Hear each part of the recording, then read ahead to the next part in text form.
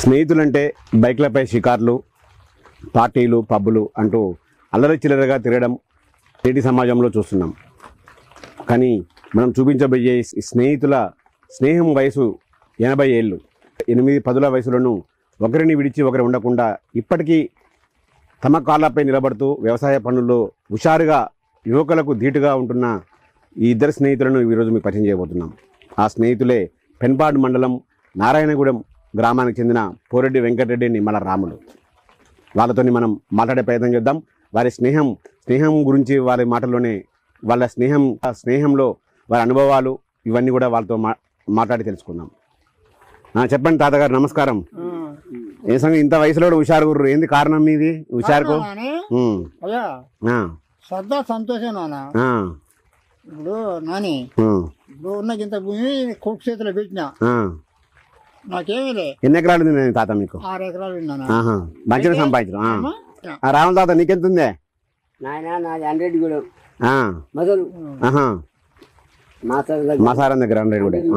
అత్తగారికి చేయడం వచ్చి మా మీద కొన్నాళ్ళు నుండి ఏర్పడ్డ అటు తిప్పలపడి 3 ఎకరాలు సంపాదించిన. ఎంత ఉంటుంది మీ వయసు ఇప్పుడు? 80కి ఉంది. ఇద్దరు 80.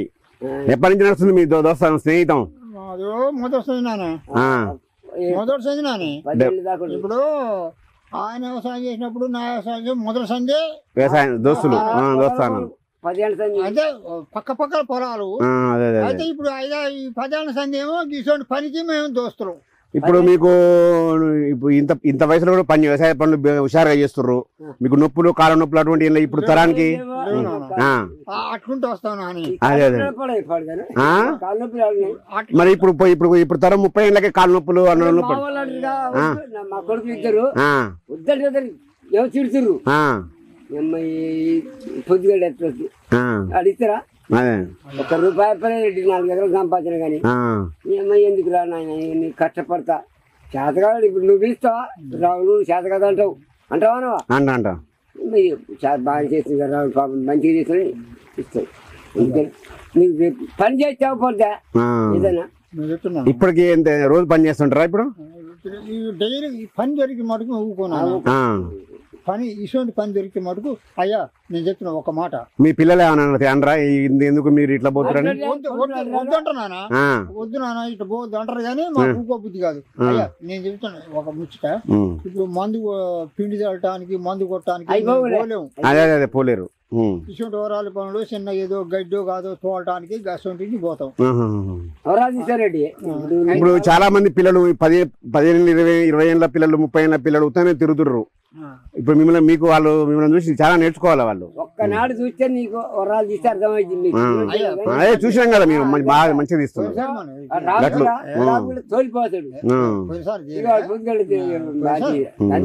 అదే మీ ఇద్దరు మా పాటలు కూడా మంచి పాడతాడు. పాట పాడు అదే మా కోసం.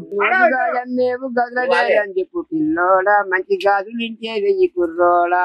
మంచి గాజులకేమి సంచిలో ఉన్నాయి బెదవాడ గుంటూరు కలకత్తా బొంబాయి పట్టణంలో గాజులే ఓ పిల్ల మంచి పొట్టాలకున్న ఏ సోకిల్ల.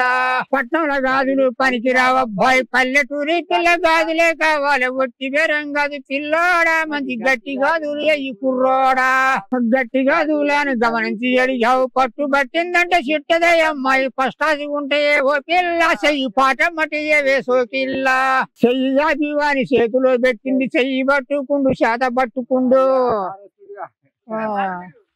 ఏ మనోడా మాకు ఇదంతా పెట్టింది మనోడా. ఇలా చాలా మంది పిల్లలు యూత్ పిల్లలు తిరుగుతుర్రు పని లేక వాళ్ళకి మీరేం సలహా ఇస్తారు? సలహా అంటే అయ్యా మీరు కష్టపడి ఇప్పుడు తల్లిదండ్రులు చేసిన దానికంటే మీరు తల్లిదండ్రులకు కొద్దిగా అదనంగా మీరు బతకాలి. తల్లిదండ్రులు 2 ఎకరాలు 3 ఎకరాలు సంపాదించారు కానీ మీరు తల్లిదండ్రులు సంపాదించిన ఆగం చేయొద్దు. అదే కాకపోతే తల్లిదండ్రులు 4 ఎకరాలు ఇచ్చిన దాని 2 ఎకరాలు సంపాదించుకున్న ఒకటే కానీ తల్లిదండ్రులు ఇచ్చిన దాన్ని ఆగం చేయొద్దు. అది మీ గ్రేట్ నాన్న. ఇప్పుడు పిల్లగాళ్ళ వయసు అంటే ఇప్పుడు మీ ఇద్దరు ఎప్పుడైనా గొడవ పడ్డారా? గొడవ పడతారా? ఒకరిపై ఒకరికి ఉన్న నమ్మకము నిజాయితీనే మా ఇంతకాలం స్నేహానికి అర్థం పడుతుందని కూడా ఇద్దరు చెబుతున్నారు. అదేవిధంగా ఖాళీగా తిరుగుతున్న నేటి యువతరానికి వీళ్ళు కూడా ఒక సలహా ఇస్తున్నారు.